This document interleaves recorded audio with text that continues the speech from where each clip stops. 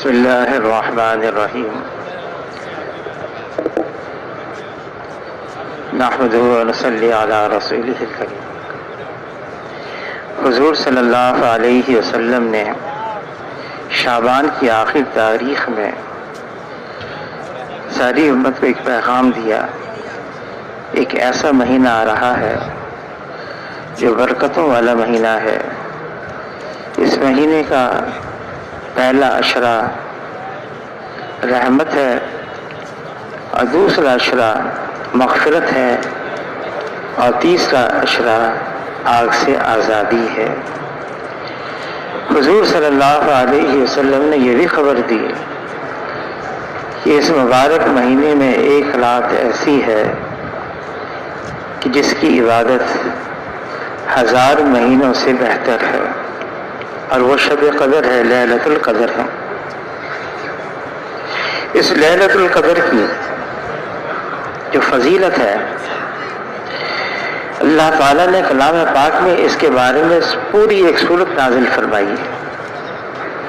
اس رات لیلۃ القدر اللہ تعالیٰ نے قرآن پاک کو لوح محفوظ سے اتار کر یہاں پر زمین پر نازل فرمایا۔ پھر حضور صلی اللہ علیہ وسلم لیلۃ القدر کی تعین کے ساتھ کون سی رات ہے بتانے کے لیے تشریف لائے، لیکن فرمایا کہ 2 مسلمانوں میں جھگڑا ہو رہا تھا اور مجھ سے وہ رات بلا دی گئی۔ اب اس رات کو تلاش کرو۔ رمضان کے آخری عشرے کی تاک راتوں میں جھگڑا ہمیشہ خیر اور برکت کی محرومی کا سبب بنتا ہے۔ یہ مبارک مہینہ تو اس لیے ہے ہم اس بات کی مشق کریں اپنے آپ پر کیسے قابو کر سکیں، نفس، شیطان، نفسانیت، شیطانیت، شہوانیت، انانیت، خواہشات۔ اللہ تعالیٰ نے یہ مہینہ اس لیے دیا ہے کہ مشق کریں ان ساری باتوں کو کیسے قابو کیا جائے۔ جھگڑا کب ہوتا ہے؟ جب آدمی یوں کہتا ہے کہ میرا یہ حق ہے، یا میں صحیح ہوں، یا میری یہ بات ہے، اور سامنے والے اس کی بات غلط ہے، اس کی بات صحیح نہیں ہے۔ حضور صلی اللہ علیہ وسلم نے اس مبارک مہینے میں فرمایا یہ مہینہ صبر کا ہے اور صبر کا بدلہ جنت ہے۔ آدمی صبر کرے، تکلیف پہنچی ہے کسی کی طرف سے، اس کو ضبط کرے، سہ جائے، برداشت کرے۔ اس مبارک مہینے کے اندر فتح مکہ بھی ہوا رمضان کے اندر، اور فتح مکہ تو فتح عالم تھا۔ حضور صلی اللہ علیہ وسلم 10,000 صحابہ کے لشکر کے ساتھ تشریف لے گئے مکہ مکرمہ کی طرف، اور حضور صلی اللہ علیہ وسلم جب فاتحانہ داخل ہو رہے تھے اس شہر میں، مبارک شہر میں، جس شہر سے ان کو نکالا گیا، تو جو حضور صلی اللہ علیہ وسلم کی کیفیت تھی، اپنی سواری اونٹنی قصبہ ایسے نیچے جھکے ہوئے تھے، گردن کو، اپنی گردن مبارک کو سواری کی گردن کے قریب لگا دیا، اور زبان مبارک پر یہ الفاظ ہیں، لا الہ الا اللہ وحدہ انجز وعدہ ونصر عبدہ وہزم الاحزاب وحدہ۔ یہ اکیلے اللہ نے کیا ہے، اور اللہ نے تو اپنے بندے کی مدد کی اور وعدہ پورا کیا۔ حضور صلی اللہ علیہ وسلم نے فرمایا نصر عبدہ، یہ نہیں فرمایا اپنے رسول کی مدد کی، اپنے نبی کی مدد کی، فرمایا اپنے بندے کی مدد فرمائی۔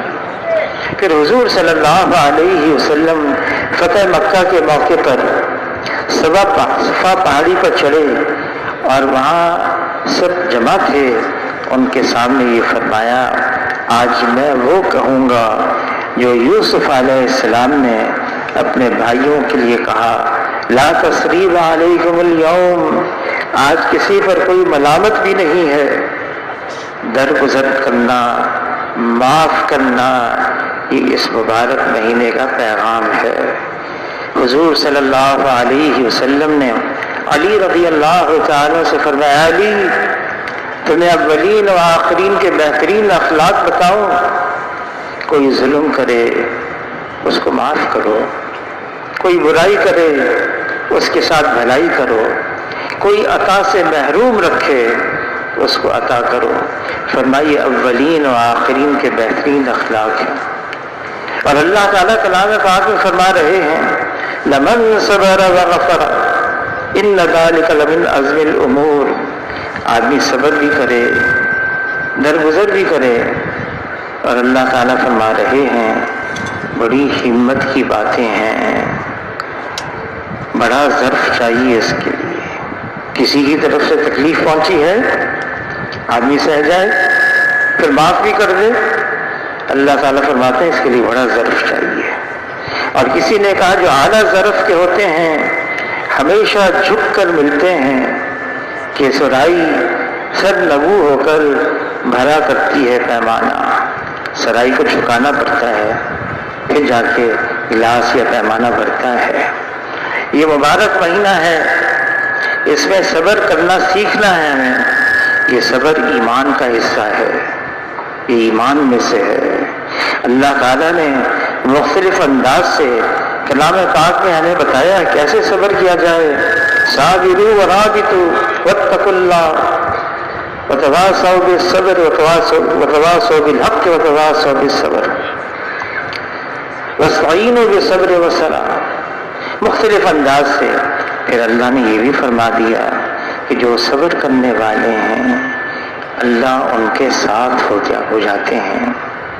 اللہ ہو گئے، اللہ کی معیت مل گئی، اللہ ساتھ ہو گئے. ہاں یہ تو نصرانیہ کے اندر ہے کہ اگر ایک گال پر مار دیں تھپڑ تو دوسرا گال بھی آگے پیش کر دو. ہمارے یہاں اس کی گنجائش رکھی ہے. کسی نے کوئی تکلیف پہنچائی ہے، نقصان پہنچایا ہے، بدلہ لینے کی گنجائش ہے. لیکن کیسا بدلہ؟ اگر وہ دانت جس قوت سے توڑا ہے اسی قوت سے وہی دانت توڑنا ہے. اگر وہ نہیں کر سکتے، اگر زیادہ قوت استعمال کر لی، کوئی اور دانت توڑ دیا، اب یہ اس کا حق بن گیا بدلہ لینے کا.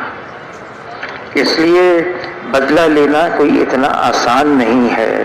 کرنا کیا ہے؟ درگزر کرو، معاف کر دو، بخش دو.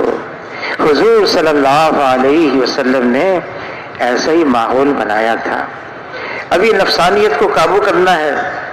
دن بھر آدمی روزے کی حالت میں ہوتا ہے، بھوک پیاس کی، نفس کمزور. پھر سرکش شیاطین کو قید کر دیا گیا اس مبارک مہینے میں.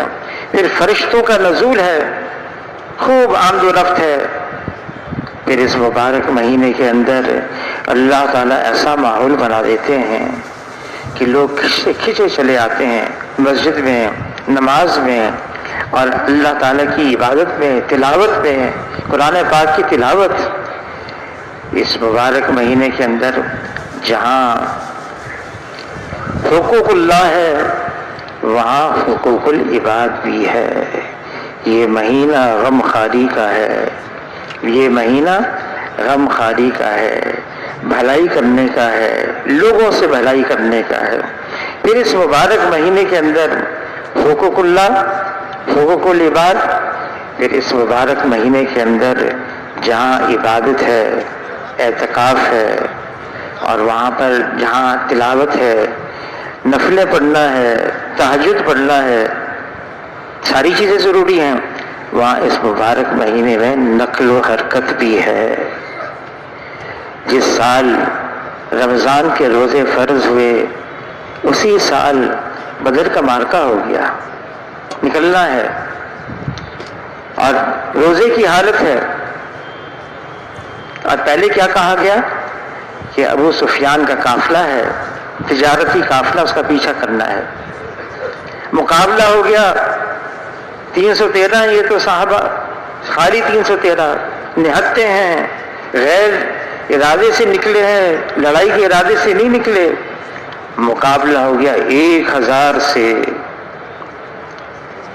لیس ہتھیاروں سے، سواریوں پر سوار ہیں، پوری تیاری کے ساتھ آئے ہیں. حضور صلی اللہ علیہ وسلم پوچھ رہے ہیں صحابہ کرام سے کیا ارادہ ہے؟ ہم تو کسی اور نیت سے نکلے تھے، مقابلہ ہو گیا. عرض کیا اللہ کے رسول، ہم تو آپ کے تیروں میں سے ایک تیر ہیں. اگر آپ ہمیں کہیں چھلانگ لگا دو، چھلانگ لگا دیں گے. اگر آپ ہمیں کہیں جان دے دو، جان دے دیں گے. مقابلہ ہو گیا. پھر یہ مبارک مہینے کے اندر فتح مکہ بھی، 10,000 کا لشکر. پھر اسی مبارک مہینے میں تیاری بھی حنین کی تیاری، یہاں تک کہ شعبان شروع ہو گیا، پہنچ گئے حنین کے اندر. یہ مبارک مہینہ نقل و حرکت کا بھی ہے. یہ امت کو بتایا گیا ہے، امت کے مزاج میں نقل و حرکت ڈالی گئی ہے. صرف اپنی ذات کے لیے محدود نہیں. میں نماز پڑھ لوں، میں روزے رکھ لوں، میں تلاوت کر لوں، میں عبادت کر لوں، بہت ضروری ہے، اہم ہے. لیکن اللہ تعالیٰ نے اس امت کو تو صرف اپنی ذات کے لیے نہیں بنایا. فرمایا کنتم خیر امت اخرجت للناس، بہترین امت ہے. اس کو انسانوں کی خیر خواہی کے لیے نکالا گیا ہے، بھلائی کے لیے نکالا گیا ہے. اور بھلائی کیا ہے؟ انسانوں کو ہدایت مل جائے. پھر فرمائے اس مبارک مہینے کے اندر جنت کی طلب کرو، جہنم سے پناہ مانگو. یہ مبارک مہینہ، یہ انسان اس دنیا میں آیا ہے، اپنے ارد گرد چیزوں کو دیکھتا ہے، مال بھی، نقشے بھی، چیزیں بھی، عہدہ بھی، منصب بھی، ڈگری بھی. اللہ کے یہاں ان کی کوئی حیثیت نہیں ہے. کامیابی کیا ہے؟ اللہ تعالیٰ کلام پاک میں فرما رہے ہیں وَمَنْ زُحْزِحَ عَنِ النَّارِ وَأُدْخِلَ الْجَنَّةَ فَقَدْ فَازَ. جو جہنم سے کھینچ لیا گیا ہو، جو جنت میں داخل کر دیا گیا ہو، فقط فاز، بس یہی کامیاب ہے، اس کے علاوہ کامیابی نہیں ہے. مال کا مل جانا، چیزوں اور نقشوں کا حاصل ہو جانا، منصب ڈگری کا مل جانا، یہ تو غیروں کے پاس بات ہے. اس دنیا کی اللہ کے یہاں کوئی وقت اور قیمت نہیں.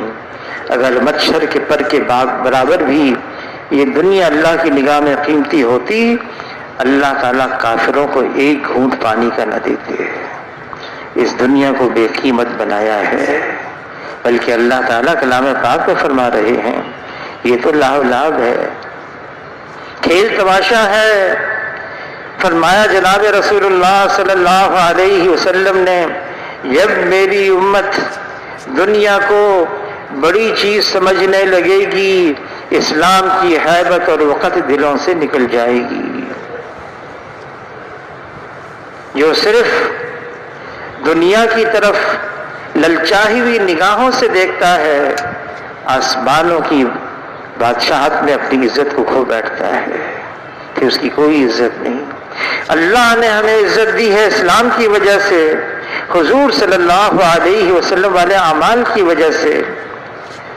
اگر حضور صلی اللہ علیہ وسلم کی مبارک زندگی ہمارے پاس ہے، دنیا میں ہم عزت والے ہیں، شرافت والے ہیں. اور اگر حضور صلی اللہ علیہ وسلم کی مبارک زندگی ہمارے اندر نہیں ہے، نہ دنیا میں عزت ہے، نہ دنیا میں شرافت ہے.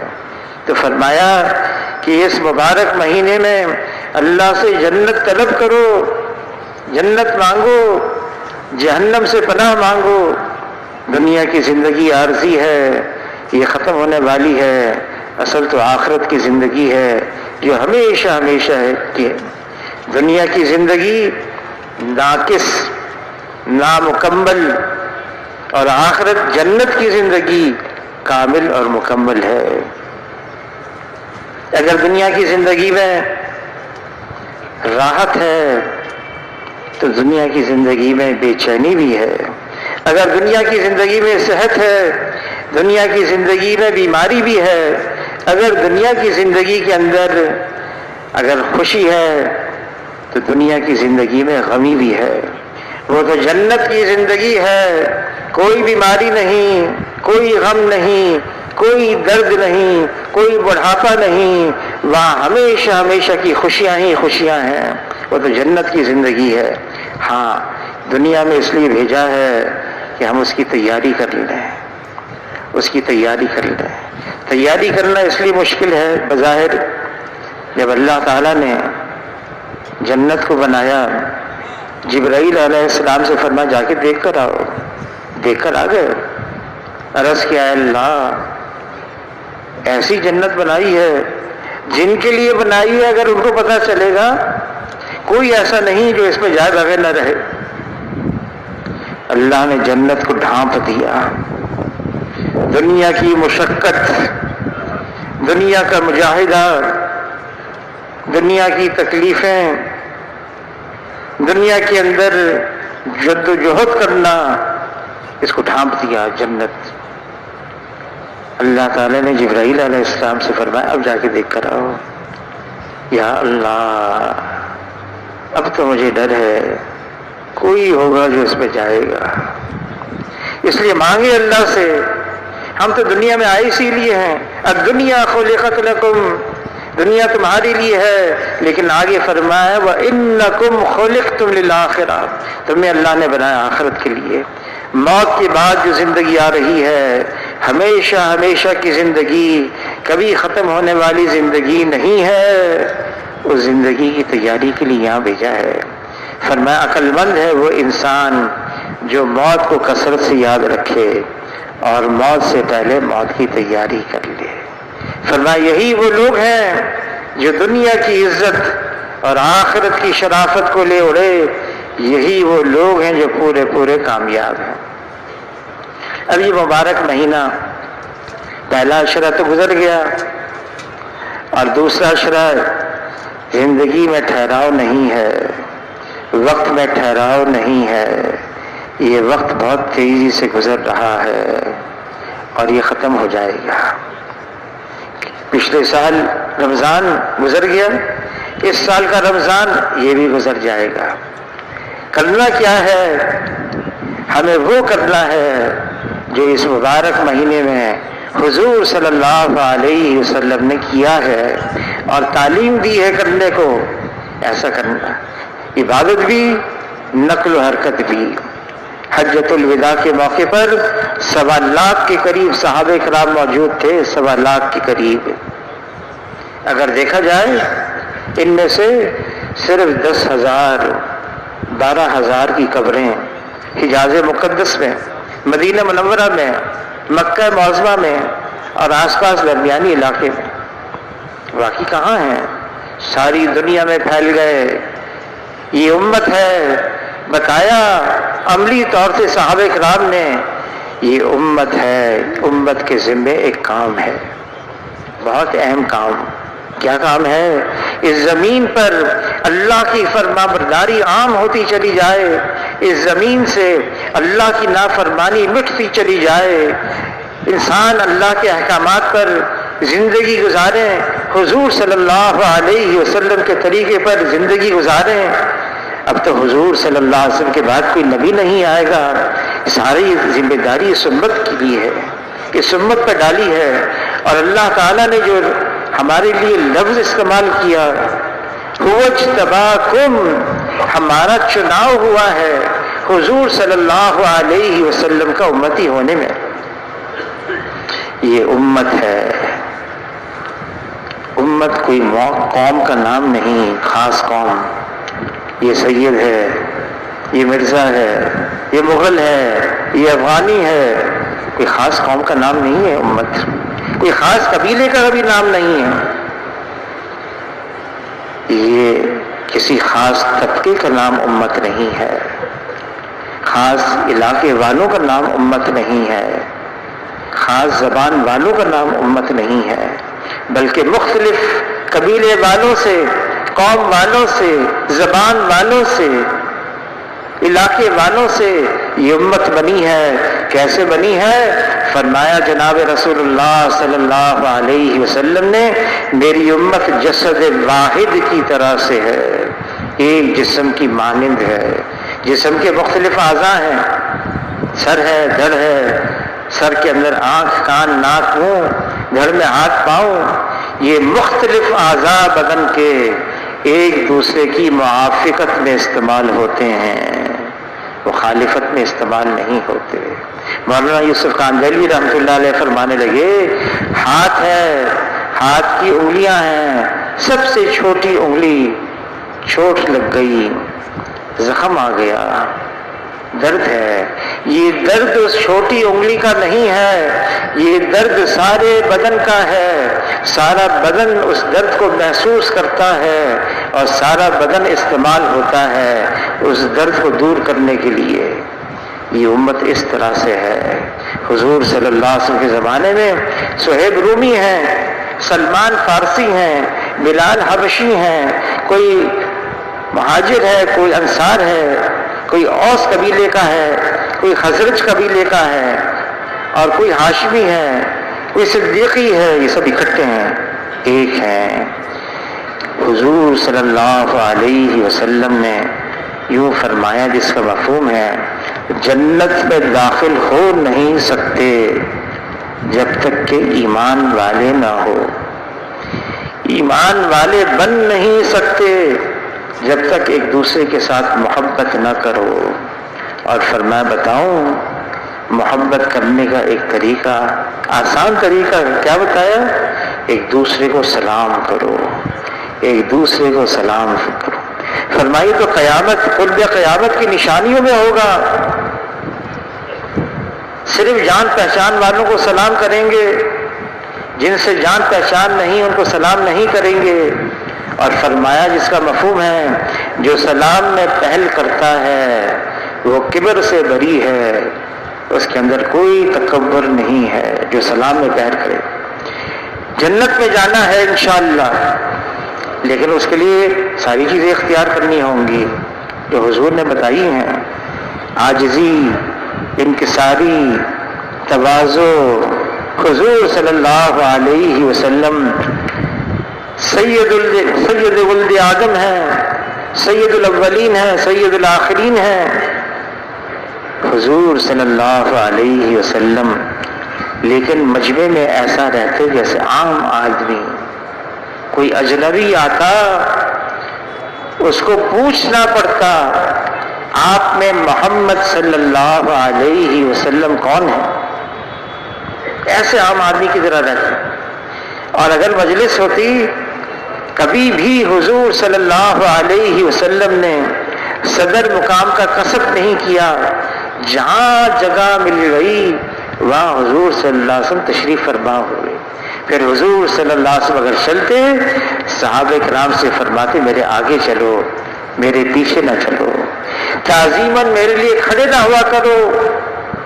حضور صلی اللہ علیہ وسلم کی تعلیم دی اور یہ دعا مانگی امت کو بتانے کے لیے، مانگو اللہ سے، اللہم اجعلنی فی عینی صغیرا وفی اعین الناس کبیرا، اے اللہ مجھے اپنی نگاہ میں چھوٹا بنا دے، بے شک اوروں کی نگاہ میں اونچا کر دے۔ اجتماعیت، اکٹھا رہنا، اس کی بنیاد عاجزی، انکساری، تواضع ہے، اور اختلاط کی بنیاد، آپس کے توڑ کی بنیاد تکبر، بڑائی، میں ہوں کچھ، یہ ساری بنیادیں ہیں توڑ کی۔ عاجزی، انکساری، تواضع، یہ کب انسان کے اندر پیدا ہوتی ہے؟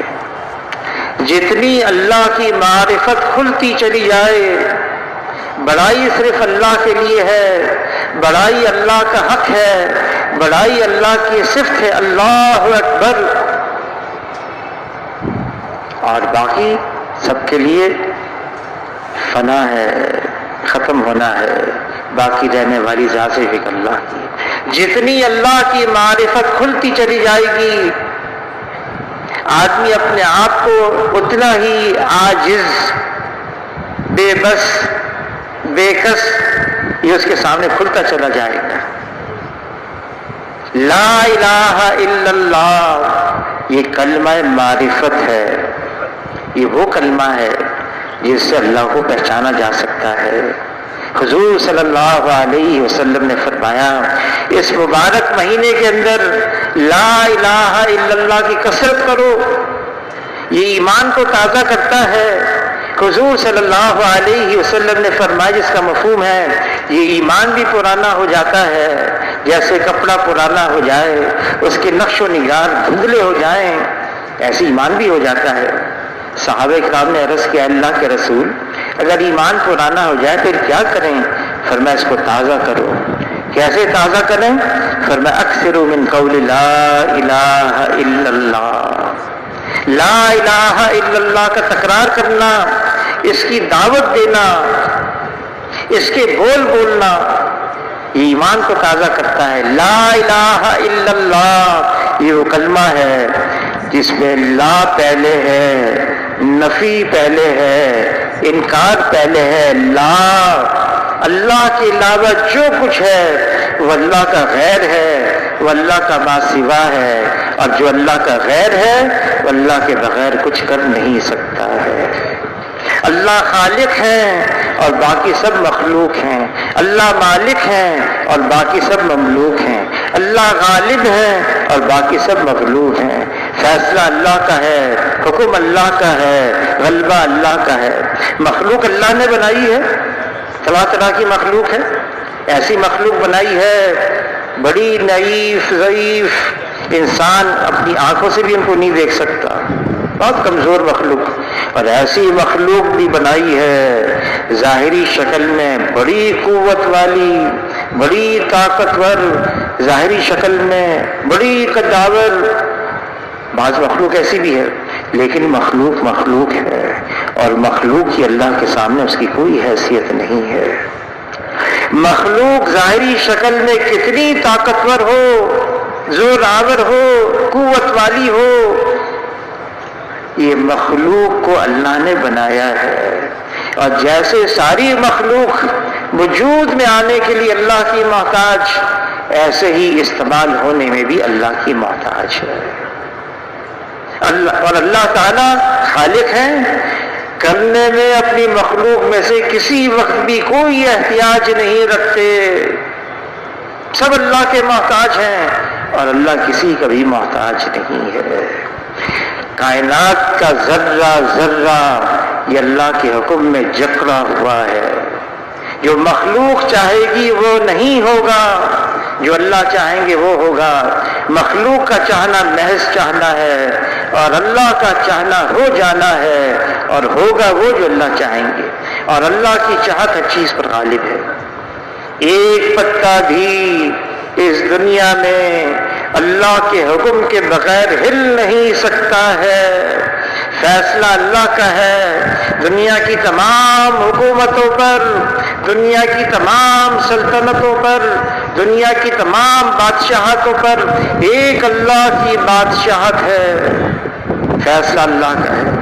کوئی اللہ کے سامنے سر اٹھا کے مقابل بن نہیں سکتا، کوئی اللہ کے آگے حکم چلا نہیں سکتا، کوئی اللہ کے آگے دم نہیں مار سکتا۔ مخلوق کی کیا حیثیت ہے؟ اللہ کے سامنے سب کو فنا ہے، باقی رہنے والی ذات صرف ایک اللہ کی ہے۔ وقت آئے گا، ایک وقت آئے گا اللہ تعالیٰ سب کو ختم کر دیں گے، ساری مخلوق، زمینی مخلوق ختم، آسمانی مخلوق ختم، فرشتے ختم، جبرائیل علیہ السلام، میکائیل علیہ السلام، اسرافیل علیہ السلام، عزرائیل علیہ السلام، سب کو موت آ جائے گی، سوائے اللہ کے کوئی باقی نہیں رہے گا۔ پھر اللہ سوال کریں گے لمن الملک اليوم، آج کس کی بادشاہت ہے؟ کوئی جواب دینے والا بھی نہیں ہوگا، خود اللہ جواب دیں گے للہ الواحد القہار، ایک اللہ کی بادشاہت ہے، ایک اللہ کی بادشاہت ہے، فیصلہ اللہ کا ہے، حکم اللہ کا ہے، غلبہ اللہ کا ہے، ہوگا وہ جو اللہ چاہیں گے۔ لا الہ الا اللہ، یہ مبارک مہینہ ہے، اس کی تکرار کرنی ہے، خوب اس کی دعوت دینی ہے۔ پھر فرمایا اس مبارک مہینے میں استغفار کرنا ہے، اللہ سے معافی مانگنی ہے۔ مولانا یوسف قاندیلی رحمۃ اللہ علیہ، ہم تو گناہوں کے سمندر میں ڈوبے ہوئے ہیں۔ حضور صلی اللہ علیہ وسلم فرماتے ہیں کل بنی آدم خطاؤون خیر الخطائین التوابون، بنی آدم سارے کے سارے گناہگار ہیں، خطاوار ہیں، ہمارے لیے کوئی چارہ کار نہیں سوائے اس کے ہم اللہ سے معافی مانگے۔ اور واقعی ہم سے بڑے گناہ ہوئے، چھوٹے گناہ بھی، بڑے گناہ بھی، اکیلے میں بھی، اکیلے میں بھی، تنہائی میں بھی، اجتماعی بھی، ایسے گناہ ہوئے کہ ہم بیان بھی نہیں کر سکتے۔ مولانا یوسف فرمانے لگے اگر لوگوں کو پتہ چل جائے نا ہمارے کیا گناہ ہیں، ہماری طرف مڑ کر تھوکنا بھی نہیں پسند کریں گے۔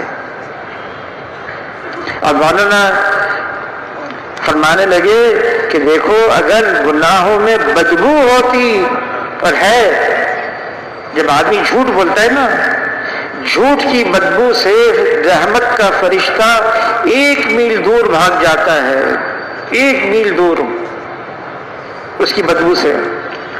وہ تو اللہ نے ہم پر پردہ رکھا ہوا ہے، ستاری کا معاملہ فرمایا ہوا ہے۔ اگر ایسی بدبو آ جاتی ہر گناہ کی وجہ سے تو رہنا مشکل ہو جاتا، رہنا مشکل ہو جاتا۔ گناہوں کی بدبو ہے، نحوست ہے۔ عائشہ رضی اللہ تعالیٰ عنہ نے عرض کر دیا، عائشہ رضی اللہ تعالیٰ عنہ 1/3 دین جن کی ذریعے سے ہم تک پہنچا ہے، طیبہ ہیں، صدیقہ ہیں، عائشہ رضی اللہ تعالیٰ عنہ حضور صلی اللہ علیہ وسلم کی سب سے لاڈلی چہیتی بیوی ہیں۔ بس اتنا کہہ دیا وہ تو ٹھگنی ہے، چھوٹے قد کی ہے۔ فرمایا غیبت ہو گئی، اے عائشہ اگر یہ بول 7 سمندروں سے بھی دھوئے جائے تو اس کی سیاہی نہیں جائے گی۔ فرمایا یہ روزہ جو ہے اس کے لیے ڈھال ہے۔ کیا ہے؟ یہ روزہ ڈھال ہے، جب تک کہ اس ڈھال کو توڑا نہ جائے۔ کیسے ٹوٹتا ہے؟ جھوٹ سے، غیبت سے، چغل خوری سے یہ روزہ ٹوٹ جاتا ہے۔ تو حضور صلی اللہ علیہ وسلم نے فرمایا یہ مہینہ استغفار کا بھی ہے، خوب اللہ سے معافی مانگنے کا ہے۔ جو استغفار کو لازم قرار دیتا ہے، اللہ تعالیٰ ہر ضیق سے، ہر تنگی سے، ہر ہم سے، ہر غم سے ایسی راہیں نکالتے ہیں اس کو وہم و گمان بھی نہیں ہوتا، ایسی جگہ سے روزی عطا فرماتے ہیں، وہم و گمان بھی نہیں ہوتا، راستے نکل جاتے ہیں اس کی مشکلات سے۔ استغفار، اور جو سچے دل سے توبہ کرتا ہے، سچے دل سے، وہ ایسا ہو جاتا جیسے اس نے گناہ کیا ہی نہیں۔ کتنا ہی پرانا پاپی ہو، کتنا ہی بڑا مجرم ہو، کتنا ہی بڑا گنہگار ہو، جب دل سے اللہ کے دربار میں رجوع کر کے معافی مانگتا ہے، اللہ تعالیٰ صرف یہ نہیں اپنی عنایت سے، اپنی شفقت سے، اپنے فضل سے اس کو معاف کرتے ہیں بلکہ اسے محبت بھی کرنے لگتے ہیں، اللہ کا محبوب بن جاتا ہے۔ پھر اس مبارک مہینے کے اندر افطاری کے وقت روزے دار کی دعا رد نہیں کی جاتی۔ اس وقت ہم کتنے مشکلات میں ہیں، انفرادی طور سے بھی، اجتماعی طور سے بھی، ساری امت مشکلات میں گھری ہوئی ہے۔ دعا کی قبولیت کا وقت ہے، اللہ سے مانگیں، اے اللہ ہماری پریشانیوں کو دور فرما دے، ساری امت کی پریشانیوں کو دور فرما دے، ہماری رہنمائی فرما، قدم قدم پر ہماری دستگیری فرما، اور ہمیں ایسے راستے پر چلا کہ آپ کا انعام آ جائے، آپ کی نعمتیں نازل ہوں اور اللہ تعالی ہم سے راضی ہو جائے۔